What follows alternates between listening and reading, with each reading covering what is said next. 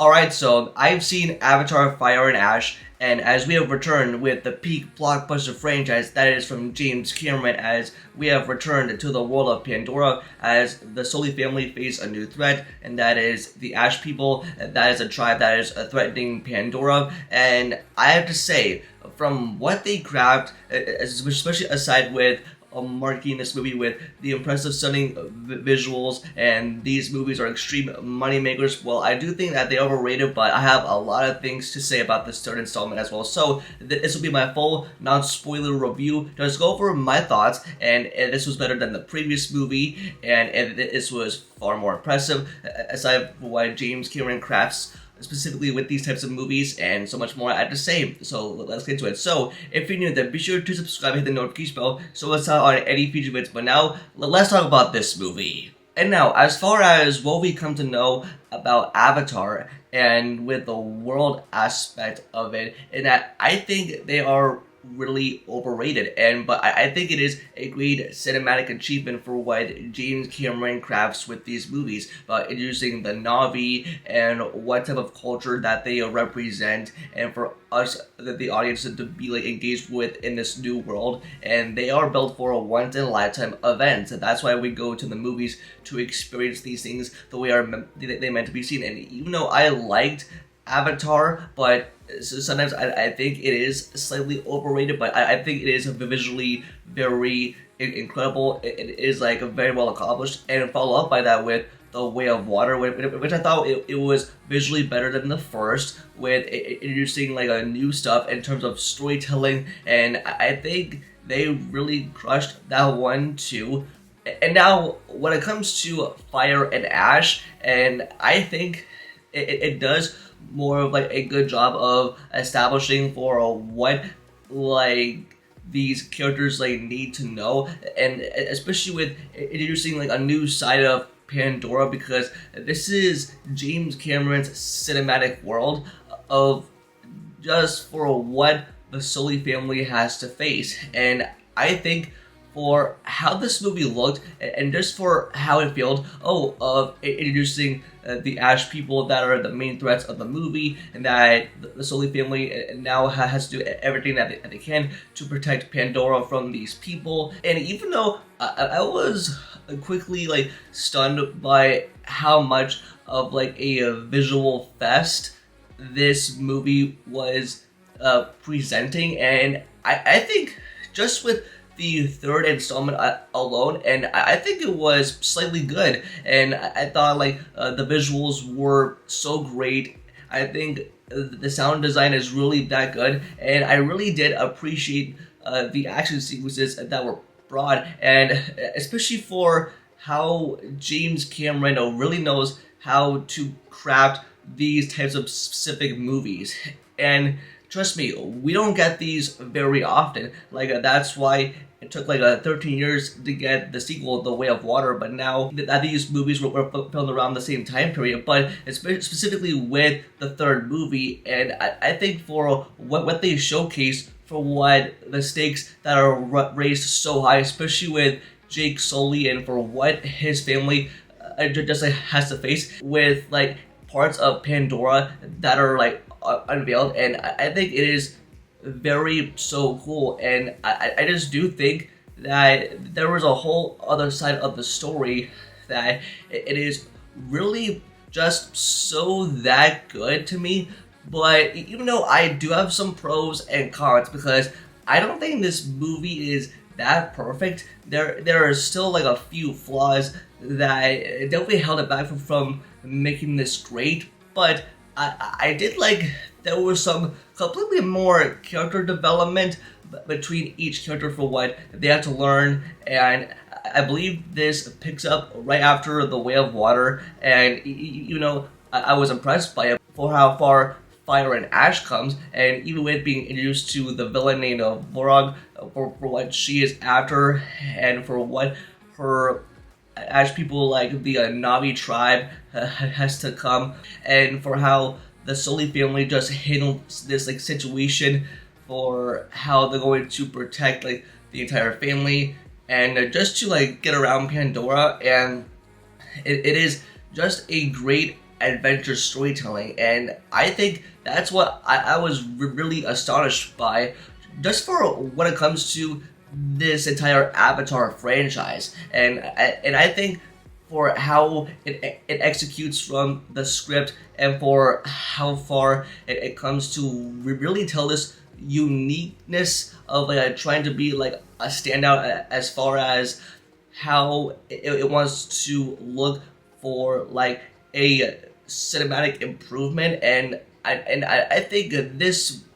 movie did surpass some of my expectations, but especially like going into it, and I think like there are like a few duds that really come along with it, and I think I want to get into like some of the problems that I had, and that is like the first half was great. It really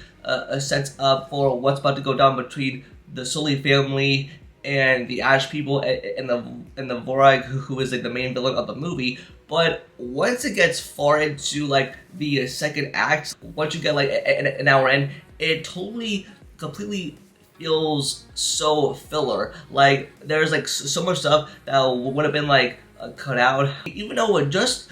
as the formula comes along, it just kind of felt like the two Avatar movies, but it's just like a copy and paste for what we're used to seeing, and that's what the main problems that like with these Avatar movies have. But yeah, people are definitely brought in for the visuals and the stunning VFX that we usually don't get often, probably every like 5 to 10 years, but specifically with this type of movie, things would have been so much improved. But I do like for how far like these characters have come, and while also I do think it really drags on for so long that it really tries like a bit too much, or like trying to like not keep track of the story for where it is heading. But I think everything is much achieved, especially when it comes to the third act and the final battle. And I think like the last hour of the movie is so well done, and it really is like just like this closing chapter for James Cameron's franchise. But I do think that we're going to be getting more movies down the line. But as far as with characters, and I do think all of this plot revolves around their son Spider, and for what his upgraded character development gets and how far it goes, and it just all revolves around him, as same as it goes with the Way of Water. It always revolves around him, and even for how his story comes, and even like towards the end, I won't say much, but it is very slightly good. I think it'll make you appreciate this character even more, and I think with Quidditch, I think like he does a good job, and I think with his like antagonist role and just to destroy the Sully family, and even though he really goes after Jake Sully the most when it comes to Avatar, but even though I did like for how a villain role has come, and especially for what it means to like put like some risks on the Avatar program, and I think, trust me, the Avatar movies are a great achievement. James Cameron achieves like so much just for when it comes to crafting something no one's ever seen. But I do think that this movie does have problems, and I think, if you liked Avatar and Avatar The Way of Water, even with the third movie, it's just like the same situation, that is just like a copy and paste for what we're used to seeing. A sequence that is 5 to 10 minutes of a character swimming with a whale. The storytelling is very neat, and even though I'm not like a diehard fan of these movies, but I just do like revisiting them, and even though they're like so long, and I really do get enjoyment just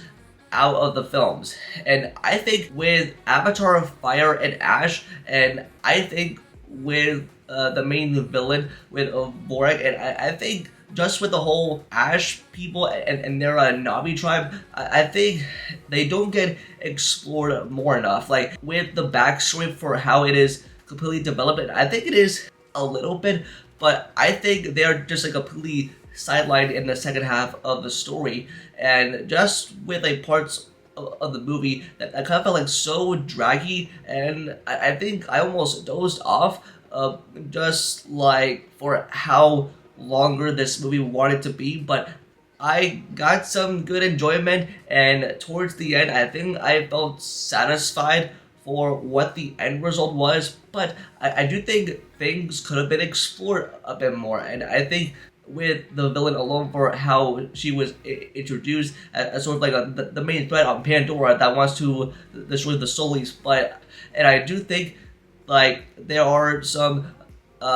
places throughout the movie that like are weirdly paced, and it's just a bit draggy, but there are some great action, great stunning stuff that really goes around, and there's more Avatar movies to come after this, but I'm pretty sure like James Cameron is just ready to move on from these movies. But I do have to say, just in general, that how far it is with this specific movie, the third movie, and I think it is somewhat impressive, but it's not that perfect. It was visually incredible, I mean, don't get me wrong, but I do think the storytelling is a bit weak in some points for how it explores the Sullys, and I think for how Jake, how far he's willing to go to protect his family with every ounce of his life, and it really comes to shore with its final product. And even when it comes to the third act and for how it all ends, and with how the final shot comes, and I think it is just like a rehash of what we've seen before. Same it goes as for Way of Water, but I think if you really enjoyed the two Avatar movies, you'll be in for a real treat for what James Cameron has cooked up, and I think it is so cool. And with these three Avatar movies, and I'm pretty sure it's just like a big adventure saga, like a big adventure franchise that is really cool just to explore alone, and even for how it marks as a story closure for James Cameron's epic movies. And I think it is, yeah, it's just like a very good, but not that perfect. But I do think it's incredible based on the visuals and for what people have seen. But I think there are some really just cool stuff that goes on, especially with the set locations to how things were really wanting to be achieved. And I think just for how it explores Pandora and just different parts of it, that's what I really liked, and especially with all of us that love the world of Pandora for how James Cameron comes up with these types of stories. And I think just by the end, it turns out to be like a really good Avatar movie. Is it perfect? No, just like a simply solid, good Avatar movie that really comes with such a great score, and I think it is more impressive in 3D and in IMAX and all formats. But yeah, I think with my final thoughts, I liked Avatar Fire and Ash. I think it is another great achievement, and I think James Cameron, I think he's ready to take a break after the third movie, and I can tell because of how long the movie is. But the performances, the action sequences, and I think from the main antagonist, the main threat, and I think for how Fire and Ash is explored with a different side of Pandora, and I think I got the most enjoyment out of Spider. But although I think it is very, very cool, I give it a good rating, like, and possibly an 8 out of 10. Yeah, that feels appropriate. But yeah, I enjoyed my time with them, and it's a recommend if you like the two Avatar movies. If you're a fan of the franchise, go out and see it for yourself. Yeah, go see it on the biggest screen as possible. But that's gonna do it for this video. Just let me know in the comments down below, and if you've seen Avatar Fire and Ash, let me know in the comments down below if you've seen it, and give me your rating between 1 out of 10, 10 being the highest, in the comments down below. Don't forget to like the video and subscribe to notifications about video videos, and also follow all my social medias all linked down below. And with that, I'll see you in the next video. Peace.